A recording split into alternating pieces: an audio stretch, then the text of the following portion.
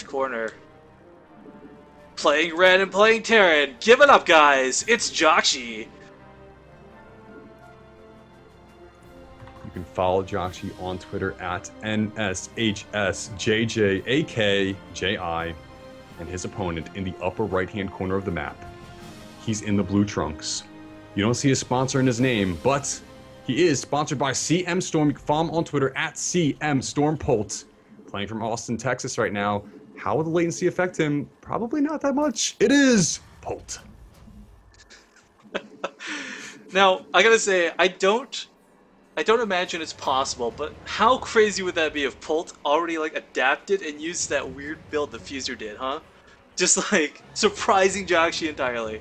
Considering it's Daybreak, Rifkin, I've seen pretty crazy proxies occur, especially with you over the coursing of our casting Weird career. stuff happens when I cast, man. Yeah, and you know, we really have to consider two different factors at work.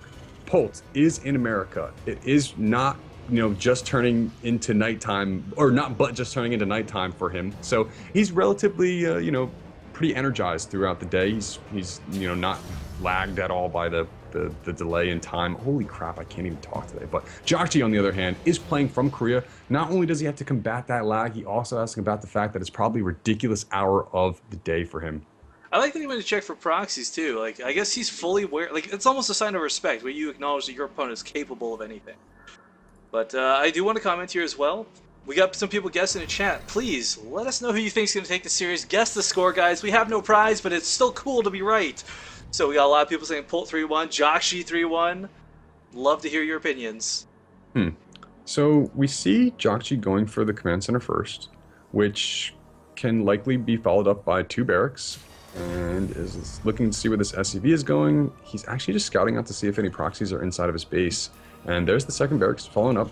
So this is a build that we've seen, you know, before from players like Flash going for that early command center, but you know, Polt's really sticking to what's tried and true for him, and that is the Reaper opener. The first SCV is going to sneak into the main base here, so Polt is fully aware of everything that Jjakji is doing, and if he gets it around to the right side, to the west there, he could potentially see that second barracks, but he's probably assuming that's the case, knowing that there's no gases taken yet for Jjakji. Oh man, and Polt once again trying to get that SCV pick off with his Reaper, but bunker. it's hidden. This one's being built in Vision. The last one was, and I'm not too sure on his choice to cancel that, but being that a Marine's about to pop, the Reaper's got to keep this SCV alive. And it's got to be really careful, because if you get distracted with the SCV, the Marine can kill this. Yep, see, there's the problem. Polt coming in a little too boldly, taking a bit too much pepper on that Reaper. No combat drugs kicking in just yet. And, oh, loses his own SCV. If he can get that other SCV, though, it can be worth it, though, but looks like the Reaper may drop. Nope, it's not going to fall.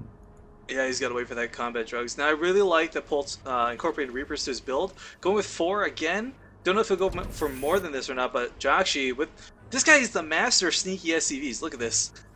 Getting right back in here. Going to see exactly what Polt's doing, but the problem is here that Polt knows that since Jjakji's gone for this early command center, he's not going to have a lot of units out in the field, and as long as he's got these Reapers down on the low ground, preventing any SCVs from transferring, he's going to be in definitely great position here. But oh my god, he's got to be very careful not to lose that one Reaper. Second Reaper is going to fall, and now Jjakji's easily going to be able to clean this up, even though Polt is filtering over 2 more Reapers across the map. And the thing about Jjakji, too, it's not like this is an overreaction or anything. I mean, he was going to get this many Marines on the field. He's just holding this. Sure, his expansion was delayed ever so slightly, but I mean, that's slightly. Meanwhile, these Reapers are going to completely circumvent the Marines. Finding 2 at the top of the ramp, he's got to move away. Good micro from Jjakji to focus down the injured Reaper. Yeah, he's slightly behind, but you know, it's kind of even, because Jjakji hasn't been able to mine from that natural while Polt's command center is just about to finish up here. And Polt's really in a huge advantage in terms of his tech. He's got his stim already started while Jjakji is just adding on his first 2 add-ons to the barracks. And I mean, the worker count's also a little bit heavier in Jjakji's favor, but again, with this early sort of Terran versus Terran style, having that extra economy is not going to kick in until later on, once you've got to start worrying about mass-producing units. And Jjakji's going to go for combat shields first. So he's likely going to be taking a defensive posture here, building this bunker in the front, adding on his factory as well. He is ahead in that regard, so that's going to be a great benefit to him, and he's going for a tech lab on it very quickly, so likely going to see siege tank play.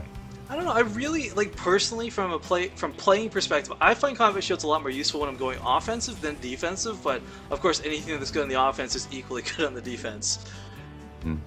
But I mean, yeah, the stim it's gonna be interesting. Stim versus combat shields. It's gonna be that disparity. If we have no engage until both players have tech, then it won't even matter. But I'm really curious to see who's gonna take that fight in an even numbers battle with Marines. But we can't forget the Reapers still in the middle of the field.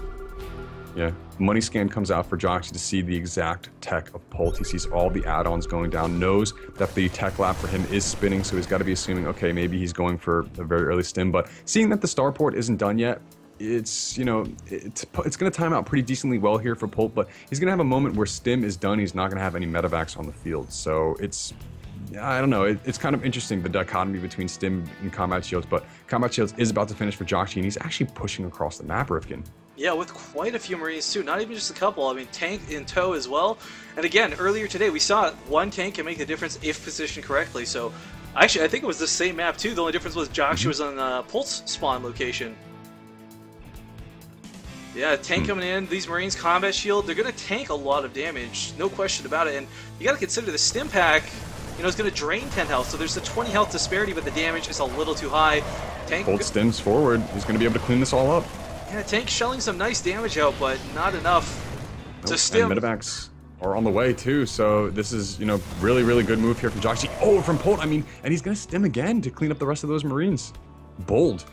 Well, super bold and super decisive. I was curious before, but the answer has been awarded to a stim, looking to be the better choice. I'm a little surprised the tank didn't do more damage, but, you know, Polt had that really nice spread. It was only hitting about 3 Marines at a time, so I completely understand Jjakji not getting in there. This is insanely stressful, Rifkin. We've got Polt going for Engineering Bay +1, while on the other side of the map here, Jjakji is added on 2 Engineering Bays, likely going for both +1 armor and +1 attacks at the same time. And meanwhile, Polt still has just only made that tech lab on his factory. He has no siege tanks on the field, and he's not actually going for a drop. He's moving across with all of his units on the ground, but that potential still lies for that opening in the back of the base here where, you know, okay, Jjakji recognizes this and is going to be sieging the tank up. The Reaper sees the medevac moving out too, so Polt might try and catch this. But again, earlier today, we saw a player lose, I'm trying to remember the name offhand, I think it was Froz, just to the bunker. Yep. But, oh, this medevac boost is non-existent and, losing. That is devastating. That is a huge victory for Polt right there. Now, we got the Marines trying to push up into the bunker. Siege tank, though, in range for most of these. Can he get the tech lab? No, he's going to focus the bunker. SCV's pulled, but not in time, sadly. And now this tech lab is in a lot of danger. Jjakji, for the first time ever, finding himself with a bad building location. Behind this, Rifkin, Polt has added on 2 more barracks, and while Jjakji is now just adding on an additional 3. So in this regard, Polt is way ahead in terms of macro. He's adding on a 3rd command center as well, while Jjakji's is just about to finish up. So here's what happens when you sacrifice some of your production in order to get that earlier command center. But Jjakji's doing a good job of staying in this defensive posture. His tanks are actually in a really good position to deflect any type of incoming drops, any type of incoming pressure at the front there. But when is he going to be able to take this 3rd base? I mean, I don't know if he can actually take advantage of it, but I don't know. Polt, we know he has dropped before, and it looked like he had some units in the medevac there, but he's going to resort to just healing them at this point. And I mean, 2 of these medevacs are pretty dry, though, from all that overstimming done in the early game. It really drained the medevacs for this fight, so I mean, we'll have to see if that's going to play a huge factor or not. Now, 4 tanks are positioned very nicely. Yeah, and Jjakji's in the supply lead right now. His +1/+1 has finished in really good time with that armory. He doesn't have the gas to advance his tech into +2/+2 just yet, but you know, this is again insanely stressful to be watching here from both players' perspectives. This is not a game I would love. Like, I would love to jump into most games, but not this one, because right now I don't know from either perspective I could really play into this, because Polt's in a situation where he can't really move in. Yeah, I've got it selected. Don't worry. Oh, it does get picked off. I didn't see that until the ping went off. Who do we have? Oh, is Panda in here maybe? Tell that guy to get the F out. But yeah, anyways, Polt, he's got so many Marines, and he's again, like you said, he's had that tech lab up for a long time, but no siege tanks on the field. He's dealing mostly with Marines. Meanwhile, Jjakji's got a beautiful defensive position set up, but that's it. I mean, he's not really able to push. His medevacs are being shut down. Polt now with a sensor tower as well.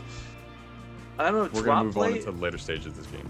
That's for sure. And Polt recognized this by taking that 4th command center very fast. So basically, what he'll be doing is getting his 3rd up later, but he'll be getting his 4th up sooner. So he really needs to continue to make SCVs. He is currently at a deficit though, and the one thing he's got going for him though is the medevac count. That's certainly in Polt's favor at this point, and he will have position on the 4th to prevent Jjakji from taking that. So if Polt's able to establish his 4th base, prevent Jjakji from taking his, gonna be a good position. The medevac's nice, but the 20 extra Marines that Polt has is also very nice. Let's talk about that. I mean, yeah, that's 3 medevacs Jjakji's lost throughout the course of the game that were full of Marines. So, I mean, those drops, that's the difference right there.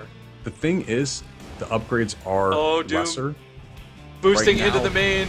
Yeah, this is gonna hurt. Already. There's a lot of turrets turrets to siege here. up. But Polt, He actually gets a lot of the medevacs out of the range of those turrets, and a really decent position here from Polt, but tanks are going to be cleaned up. There's a lot of Marines left over though, and Jjakji's trying to move in with unsieged tanks. Even supplies, he doesn't get the sensor tower. He does get the sensor tower somehow. I think the siege damage from the splash from the tank maybe. I don't know, but that was it. That had to be it because Polt didn't have any units on the ground. But I mean, both players come out relatively even there. The one thing we have to note is that Jjakji's +2/+2 is about to finish, and Polt's has just been started. So if Jjakji recognizes this, he has a decent window here to do some significant damage to Polt. Well, let's not forget, like, Polt's giant advantage he had through sheer units was just basically lost. Yep. Jjakji did a great job with their response. It was not a very clean one, but most importantly, none of these reactors were taken out. The tech lab still stands, and he didn't lose his production. So if these players continue forward on even production, now they're on even army supply as well. Jjakji's rebuilding those turrets in the main base, really does not want to be dropped again, and he sees where Polt's army is, has to think that that's certainly a possibility here. Polt scans forward to see what is going on and notices that there's no 4th base. He hasn't actually moved his 4th base out yet though, so both players are even here, but Jjakji's had his 3rd established much longer than Polt has.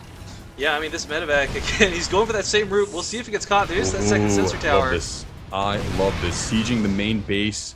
Jjakji placing his unit, or placing his buildings on the edge there. Another sensor tower is going to drop after being just built. Most importantly, the 3 turrets were taken down. Now these medevacs can actually boost in if necessary, but here we go. Jjakji within the range of the sensor tower knows he's caught. He's got to go in and do some damage. I'm saying, I'm going to take out a sensor tower of my own here. He needs to actually try to get out afterwards though, but nope, everything's going to get cleaned up. I'm a little shocked we don't have any Vikings on the field either from both these players. I mean, usually you'll see at least one to try and zone out what this medevac is doing. This one medevac from Polt completely just destroyed this whole section of Jjakji's base. The illusion was it was the tanks, but the tanks of course can't shoot without the medevac, so it's kind of like chicken and the egg situation. That's quite true, and that +2/+2 advantage that Jjakji was holding onto is now about to close as the +2 infantry weapons and armor is about to finish for Polt. Jjakji, however, though, is going for his +3/+3 pretty rapidly here, establishing his 4th base in the middle of the map quicker than Polt as well. And he's going for a doom drop himself, Rifkin. The boost goes off. There are no turrets in Polt's base, though. I feel his drop's going to be way more effective, though, because Polt is across the map with most of his army. He's got a large amount of Marines and tanks at home, but I mean, Jjakji just needs to do a little bit of damage to try and get out. Oh, some medevacs go down as well. Very nicely done there. Yeah, we saw this scenario come up in Flash versus Innovation in the MLG Winter Championships here, and Polt is afforded the opportunity to drop in the main base of Jjakji if he wants to take advantage of that. Cleans up the entire drop from Jjakji in his main, and now it's up to Polt. He's got his 4th base established in the middle of the map. Has deflected that of Jjakji, but the macro from both these players is off the freaking chain right now. I know, they're keeping up in tech, they're keeping up on upgrades. Now, the +2 tank weapons is actually going to be a huge deal, I feel, coming into engages, but not Siege. This could be trouble, but the upgrade's definitely in Jjakji's favor. Oh no, actually, evened out at this point. Marines come in to finish the last assist, but both players with very little tanks alive. Jjakji going to try and drop on top. Can he focus down the tanks? Tough to say who that was a better trade for. Now, Polt taking out that last medevac definitely was a better trade for him. The thing is, though, Jjakji has more mining right now. His 4th base has been established, whereas Polt's 4th base does not have any SCVs. Well, one of the biggest things we have to consider, too, Jjakji actually landing inside Polt's base when Polt thought he'd had him contained all game. That is a huge moral victory. And I know it sounds kind of cheesy to call something a moral victory, but the reality is he was able to break Polt's lines. Polt, whole game, he's got to be sitting here thinking, like, yeah, okay, he's contained. I'm sieging up his base from the, the 4th base. Like, there's nothing he can do. Well, one thing he can do is potentially pick off these medevacs. He is going to see them moving in. Jjakji does have the boost available to him and will be pulling back there. Polt has so many turrets going up in the main base, the sensor tower as well. We'll be able to see any more drops that are going to move in. And both these players, once again, Rifkin, going into these macro-oriented builds. Jjakji about to take his 5th base in the upper left, but the Marine will spot it out for Polt. Well, a really crucial thing we do see here. Actually, those scans very nice. Better concave here for Polt. He does have to pull back, though, because the tanks do have good coverage on the top of the ramp there. If Polt were to move forward ever so slightly, oh my gosh, a lot of Marines are going down for Jjakji. This medevac, though, again, opportunity. This is such a deadly medevac. 4 health, we get one shot by Viking, but it's afforded Polt the view and the vision, that he was able to snipe off at least 3 of Jjakji's tanks and all those Marines. So this is, again, it's the air dominance. A lot of people forget about it, but the air dominance is the secret unsung hero when it comes to tank fights. Yeah, well, you know what's also a good benefit to have is upgrades, and Polt has his +2 weapons upgrades to the Crucio shot cannon is doing a ridiculous 60 damage versus armored, 41 damage versus all other units, and Polt sees that the 5th base has trying to be established up here in the top left for Jjakji, and that's going to be his next target. Oh, it's going to be a planetary, but with nothing to repair it. Unfortunately, SCV's flooding in. Yeah, a lot of SCVs are going to drop in the process of this happening. There's simply not enough Marines to combat this for Jjakji. The planetary will fall immediately, and now the Marines could fall as well. Tanks will be in good position here. I don't think Jjakji's got the numbers to engage this, and the tanks are definitely wildly out of position, trying to siege up from the back end here. Yeah, but a good perimeter here established by this other siege tank. He is trying to move forward here, but Polt is just too good with his sniping of units from Jjakji. Jjakji he's getting the small end. He's not even getting wiped out, but he's like losing these engagements slightly. Now, finally, these Vikings will allow him to start trying to take back this game. Yeah, very curious to see if we're going to see any type of air Terran or sky Terran transitions here from either place, but we don't see any medevacs going down. Polt just adding on an additional 2 command centers, which will likely be turned into orbital commands from mules. Doom again with the tanks, very forward. Good positioning here from Polt, and with that +2, he's just doing endless amounts of damage. Both Vikings going to fall. A drop is going on 3rd base, though, right now. Polt is forced to evacuate SCVs as the turret is going to fall, and now Jjakji's able to recognize that Polt hasn't taken his 5th base yet. And here we go. Polt is still continuing to pressure against the 4th base of Jjakji. Endless amounts of action going on both players, and now we've got the partial Olympic ring formed on Daybreak. This is the TvT I know and love, and insane to see, Rifkin, that there are no Heartless Form units being utilized here besides the medevac boost. This is 24 minutes into a TvT, and we've had so much death in this game, and yet nobody's winning. Yeah, well, Polt's definitely winning considering that he has the larger bank, and Jjakji moving into the concave of Polt here, moving into +2 tanks that do not have the +3, which is only a couple of seconds away, and now Jjakji's able to deflect this this forward position from Polt. Definitely a win in that regard. Yeah, the Vikings playing huge dividends here, and again, I kind of wish one of these plays would have been out earlier because Polt has been dominating the sky this whole game. Man, and Jjakji is going to be able to clean all the tanks up on the field for Polt. Well, not all the tanks on the field, but all the tanks in the forward position, but that +3 is now down for Polt, so Polt is going to be establishing another defensive position, and actually wants to be moving across the field once again. Curiously enough, both players have the same amount of workers lost at this point. Actually, the same amount of workers lost is the same amount of workers currently on the field. Whoa, what is happening? It'll get a big engage, and unfortunately, Jjakji had just lifted. But Polt's running all of his Marines into tank fire. He is going to be, topping them now, and now the siege tank count for Jjakji is 0. But the planetary still stands. He's not going to die to these Marines. It's just the tanks he's got to worry about. Yeah, the +3 on those tanks is coming into the timing effect here for Polt. That's so unlucky for Jjakji. The timing on that pickup couldn't have been worse. Not to mention unloading in a panic, clubbed everything for those tanks to fire upon, but Polt just slowly pushing forward now. Yeah, and Jjakji... He's pushing across the map too, Rifkin. He's got his 5th base established in the bottom right. Added on another sensor tower down there as well. And yeah, now Jjakji's going to be forced to pull SCVs and heal, and his supply is significantly lower than Polt. Neither player has a bank. Well, Jjakji has a big bank of gas, but nothing to spend it on. And this is game 1! This is Heart of the Swarm. Welcome to the Zotac Cup. For anyone just tuning in, this is of course the finals. $100 on the line, and man, Polt is just shelling away at this planetary, but can't quite get it. These SCVs continue to repair, but this attack from the south might just do it.